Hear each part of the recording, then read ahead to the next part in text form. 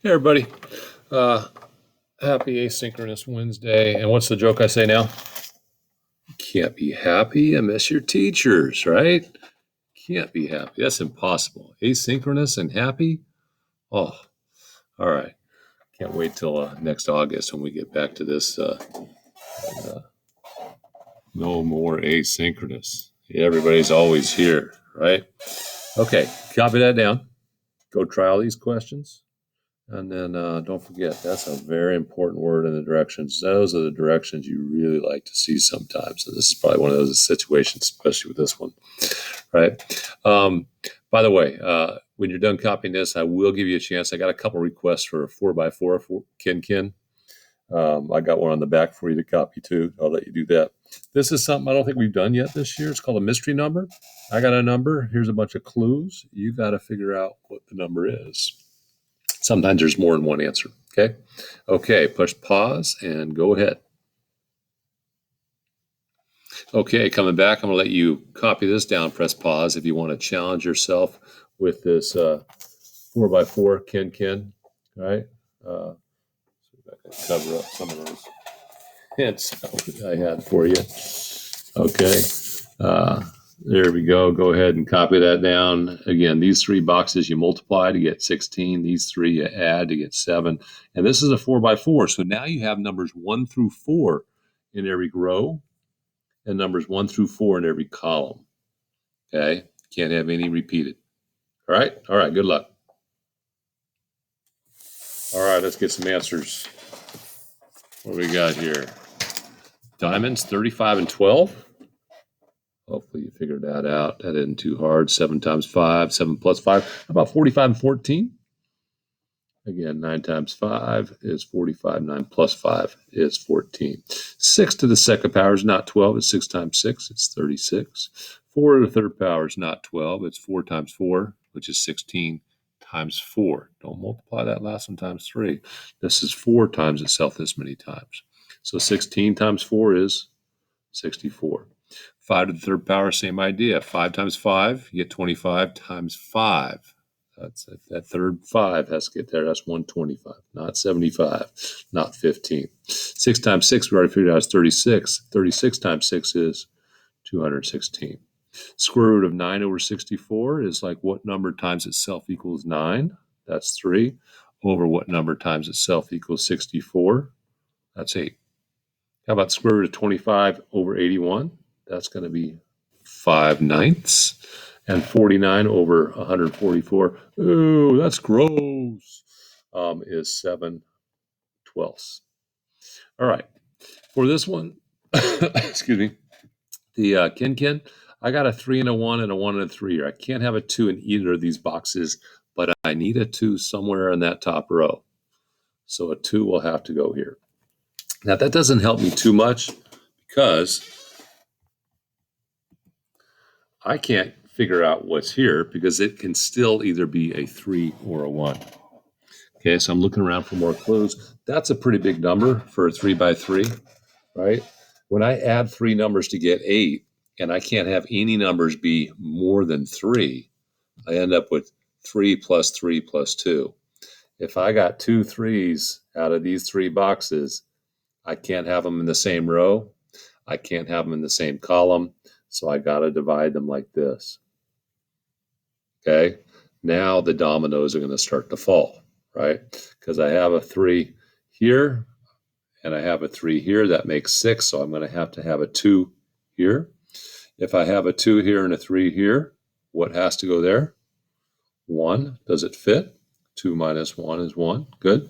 I have a 3 in this first or this bottom row. In the middle row, I don't have one in the top row. I have a 3 in this right column, the middle column. I don't have one in this column. So the next 3 has to go there. I have a 3, I have a 2, I don't have a 1. And 3 times 1 is 3. I have a 1, I have a 3, I don't have a 2. I have a 3, I have a 2, I have a 2, I have a 3, I don't have a 1. Let's just double check. 2 minus 1 is 1. 3 times 1 is 3. 2 minus 1 is 1.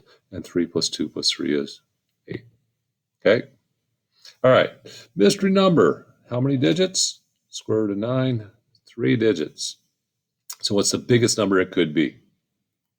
It could be 999. What's the smallest number it could be? It could be 100. So it's in between 100 and 999. It's a multiple of 5. I mean, it has to end in a 5 or 0. Can't be 999 anymore. Now the biggest number it can be is 995. Okay? It's a multiple of 3. What does that mean? That means 3 fits into it. It says divisible by 3. Same idea. 9 plus 9 is 18, plus 5 is 23. 3 won't go into that. Okay? So 1 plus 0 plus 0, 3 won't go into that. So this could be 102, though, right? All right, but that's not a multiple of 5. Could be 105, though, right? 1 plus 0 plus 5, 6, 3 goes into that, and 5 goes into that, right? So I keep going. I'm going to let you see if you can get the rest of it. No, I'm not. Let's go ahead and figure it out. It's got to be even, so it has to end at 0, so that ain't going to work. That ain't going to work. And it has to be bigger than 30 to the second power. Now it's got to be bigger than 900. Okay, can it be 900? No, it has to be bigger. Didn't say greater than or equal to. So what's the next one that's divisible by 5 and 3? 905 is divisible by 5, but not by 3. Okay, so 915 is divisible by 5 and 3. Okay, but is that even? Nope.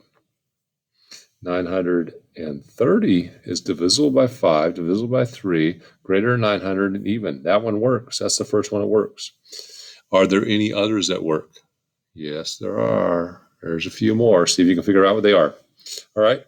34 minus 18.06. I need to put a decimal there because I need to line up the decimal and stack them when I do these types of problems. Now, I'm going to fill in zeros here. It especially helps me when I'm subtracting and I got to borrow. Otherwise, you're tempted to just bring that 6 down. And really, I got to go borrow. So this is like borrowing, right? I cashed in one of the dollars. I got 10 dimes. Cashed in one of the dimes. Now I have 9 dimes and 10 pennies. Now I can go 10 minus 6, 9 minus 0. The decimal comes straight down. 13 minus 8, and 2 minus 1. 15.94. Okay, same idea here with the fractions, but first I need to get a common denominator. 5 and 2 both go into 10.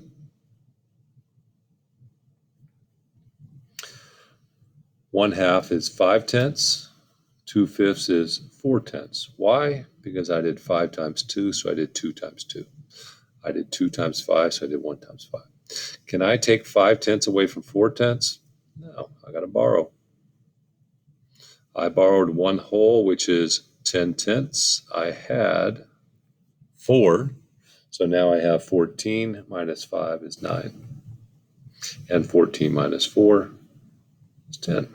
10 and 9/10. 3 and 2/5 times 4. I can use a C method on this. 3 times 5 is 15, plus 2 is 17/5 times 4 over 1. Okay, that's 68 over 5, and then divide the bottom into the top. 5 goes into 65 13 times, because that's 65. And then my remainder goes on top, divisor on the bottom. 13 and 3/5. But I like to use the C method, not the C method, the generic rectangle or distributive property for this. The distributive property is when I go 4 times 3 plus 2/5. 4 times 3 is 12. 4 times 2/5 is 8/5. 8/5 is the same as 1 and 3/5. I put that 1 over here, I got 13 and 3/5. Same answer. Generic rectangle, same idea. 4, 3 and 2/5. You're just seeing what I did with the distributive property show up here. Right? I go 12 plus 1 and 3/5. What's that going to be? Same thing we got in these other two. Okay, I know I did that one fast. Multiplying fractions is what? Easy. 3 times 2 is 6. 7 times 5 is 35.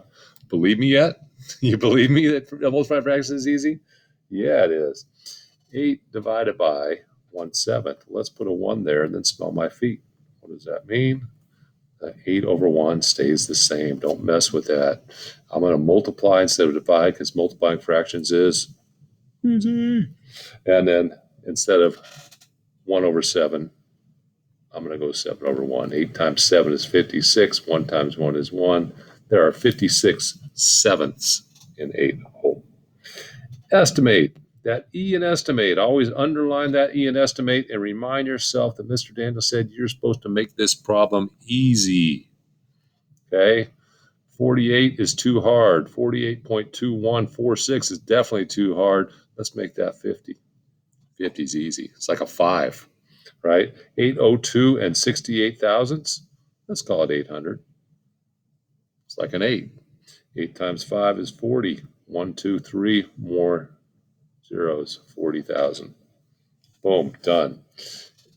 Now, when you estimate with division problems, you want to round the second number first. 7 and 99 hundredths is about 8. Now, I'm rounding this to a number that makes it easy. Don't just go round this to 60.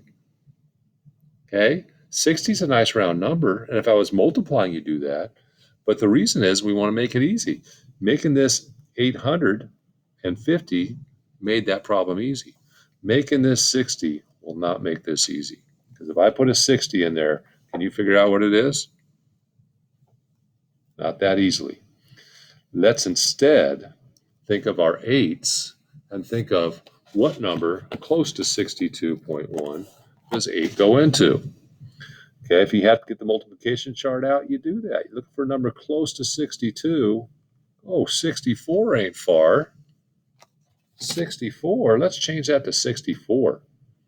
64 divided by 8 is 8. That made it easy. All right, if you would like to stop now because you chickened out on the challenging 4x4 Ken that some kids were asking for, you may have a nice day. Okay, otherwise, I'm going to go do this. All right. So one of the things you'll see when you see 4x4 and bigger Kens is sometimes they make a box. They just got to give you one for free. There's a box here that says 4, no operations, add, subtract, divide, or multiply. A 4 goes in that box. Okay. Now, these, I get an answer of 2 when I divide. Okay. And with the numbers 1, 2, 3, and 4, how can I do that? Well, I can go 4 divided by 2, but I can also go 2 divided by 1. Both of those will have an answer of 2. I can't get an answer of 2 dividing in a 4x4 by using a 3. So a 3 cannot go in either of these 4 boxes, but I need a 3 in this column, so a 3 has to go there. Now I'm going to add these 3 numbers to get 7. I already have a 3 there, so these 2 numbers have to add to equal 4, because 7 minus 3 is 4. So can I have a 2 and a 2? No, I can have 2's in the same column. So these have to be a 3 and a 1. Can a 3 go there? No. So this is going to have to be a 3. That's going to have to be a 1. Right? That means I'm going to have a 2 and a 4 or a 4 and a 2 here. Now 2 times 4 and 4 times 2 both equal 8. So what does this have to be? Well, 8 times what is 16? Well, this has to be a 2. This has to be a 2. What has to go here? Well, I have 3 of the 4 numbers in that second row. What's missing? A 1. Now, when I subtract 2 numbers and I get an answer of 2, one of the numbers is a 1. What can I do here? That has to be a 3. Right? All right. Let's look here. I have to have a 4 and a 2. Where's the 2 have to go? Got to go over here. So what goes here? I got a 1, 2, and a 3 here. What goes here? 4 times what is 12? 4 times 3. So these two numbers have to multiply together to equal 3. I can only think of 3 times 1, huh? Can the 3 go there? So the 1 has to go there. The 3 has to go there. Okay. Now, what am I missing here? Here I'm missing a 2 and a 1. I got a 1 up there. So this has to be the 2, which means this has to be the 1. I got a 1, a 3, and a 4. What does this have to be? A 2. I got a 1, a 3, a 2. I got a 1, a 3, and a 2. What has to go there? And then we go double check. Is 2 times 4 times 2 16? Yeah. Is 1 times 1 plus 3 plus 3 7? Yes. Is 4 4? Yeah. The freebie. Is 4 divided by 2 2? Yeah. Is 2 divided by 1 2? Yeah. Is 1 times 3 times 4 12? Yes. And is 1 minus 3 2? No, it's negative 2. But 3 minus 1 is 2. All right. See that? All right. Hopefully you had fun with that. I have fun with them. I like every morning the paper comes out. I like doing my Sudoku and my crossword puzzle. And sometimes I got a book of these and another thing called Kakuro. Right. All right. Have a great day, everybody. We will see you on Aloha Thursday.